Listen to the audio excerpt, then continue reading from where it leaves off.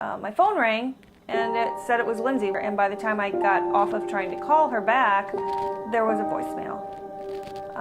The voicemail was a young man that I did not know, stating that there had been a grave, I think that was the word he used, grave accident. And some of the other stuff he said didn't make sense to me, that she was in the hospital. He would try to call back to try to reach us. We looked at each other and realized we got to get there. We got to get to Spain. We were at a loss for even what to do. It was like we were in a dream, really. I can remember standing in front of my dresser and not knowing, how long we're going to be there. We called Luke and Lindsay, my son and his wife, and they came over. And I remember him running up the steps as I was putting stuff, I still, like it's yesterday, throwing stuff in a backpack. And him saying, "Mom, is she going to die?" And I had to say, I don't know. Because they didn't know if she would still be alive when we got there. I got a phone call that said private number. And for whatever reason, I answered it. Normally it's a telemarketer. I normally avoid those kind of calls, but I answered it. And there was a voice on the other end of the phone, and he identified himself as a detective in Los Angeles. I got a call from my wife, who was very upset and told me that Lauren was in an accident. She was hit by a car while she was running.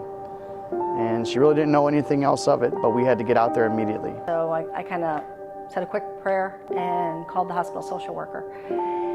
And when she answered, again, I asked, does she have head trauma? I don't know why, when the detective had already told me that she didn't have head trauma.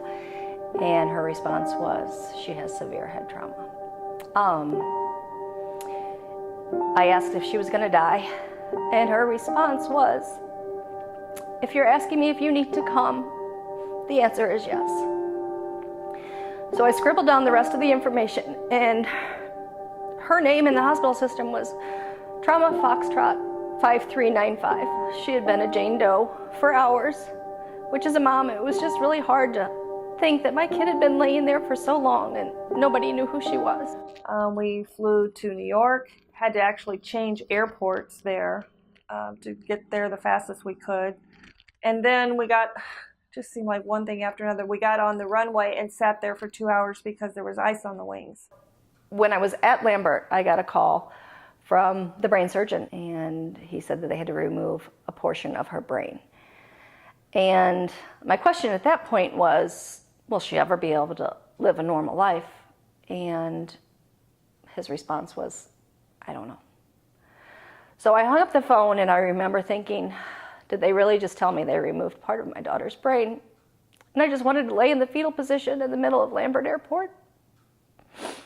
And I was so afraid of what I was going to be walking into when I got there. I don't know what I expected. The tubes, the monitors, it was more like something from a TV program, something that happens to somebody else, not to your own daughter.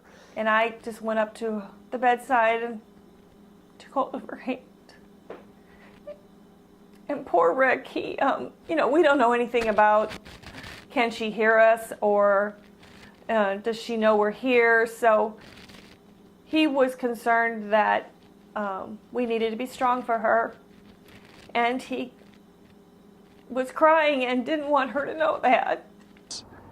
First thing we did is meet with a doctor. And the first thing that he told us was, your daughter is the sickest person in this whole building. So that kind of prepares you for the worst. And when I walked into the room, that's what I saw. Machines are breathing for her. She has tubes coming in and out of her. Her hair is a bloody mess. And it's very shocking when you see that. I don't have a medical background, but I knew enough that if her pupils were blown, that was bad, and that her brainstem had herniated and she was brain dead. So every time they would come in and check her pupils, my heart would just race. I mean, it was just such a scary thing for me that I just knew, and I would just pray, and I would just sit there, and I would literally hold my breath as they're checking her pupils. Once she was stable enough that they couldn't do anything more, they moved her out of the ICU, and that time period seemed forever, but it was actually only a few days, but it was so horrible.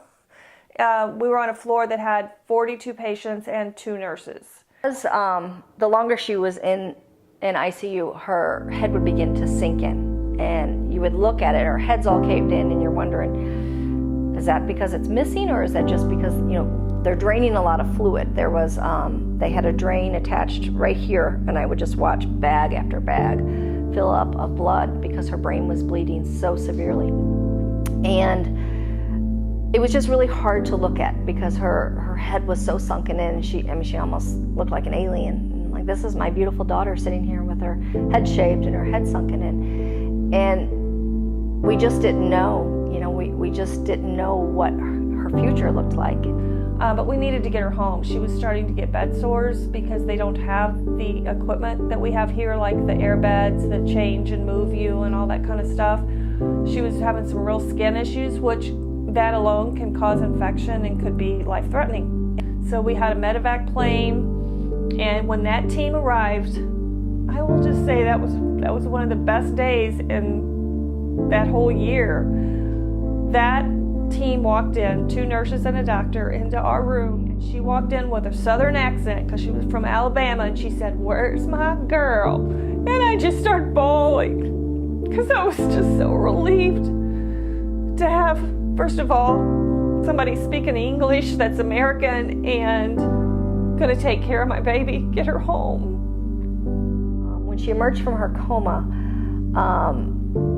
she opened her eyes and we were so excited, but just blankness. Those beautiful blue eyes were just completely blank. It wasn't like the movies. When she woke up from her coma, she didn't ask for a cheeseburger.